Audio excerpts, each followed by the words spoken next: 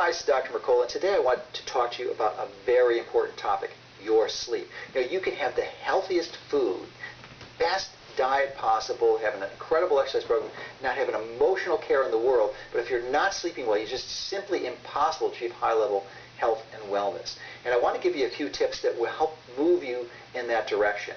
And this isn't commonly appreciated, but it's really crucial that you sleep in the dark. Now, if you've ever flown into a major urban area at night, you can, like Chicago, New York, or LA, you can see the massive amounts of lights out there. There's just, the last 100 years we've had the ability to generate light at will. So as a result, we are just exposed to light that our ancestors never were. So that has some negative adverse effects on you. So I would strongly recommend that you attain some room darkening shades or blinds or drapes and install them in your bedroom.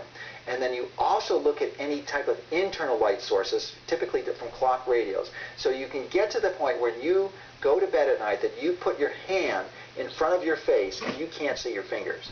So if you've got that, that's really going to be an important component.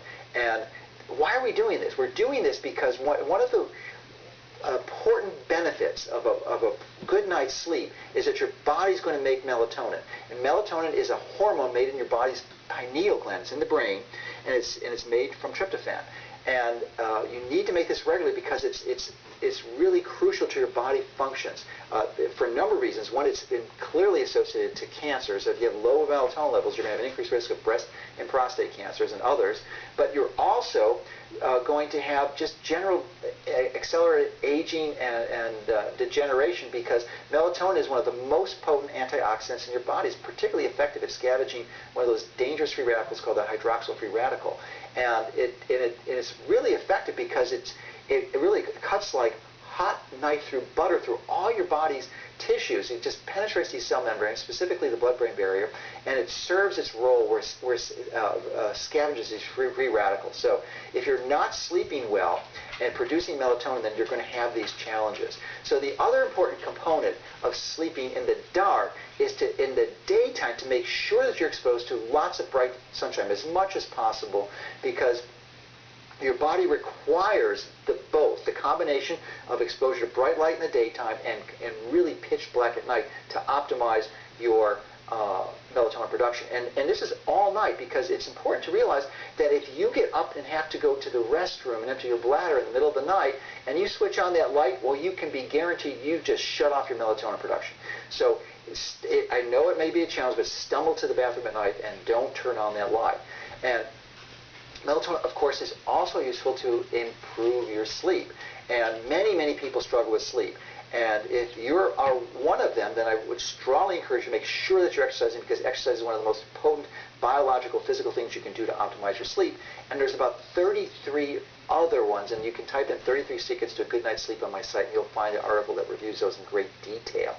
So, Americans in general struggle with this because they spend over $3 billion a year on prescription to normalize their sleep. And I guess that may be okay if you're going to use it a few times a year in situations where you're undergoing jet lag and traveling to different time zones. But certainly as a long-term solution, it is just fatally flawed. It's not going to in any way, shape, or form address the cause, just as over-the-counter ones are not going to address the cause. So, drugs are simply, they may be an effective short-term solution, but they're no way an effective long-term solution. And even if they do work, they tend to not address the melatonin levels. So it's my recommendation that you consider a more natural approach. And if the 33 recommendations I've provided for you aren't helping, then I would strongly encourage you to consider something like melatonin. Again, it's a hormone made in your brain. It's very natural, and when you achieve normal melatonin levels, your body tends to be relaxed and fall asleep normally and naturally.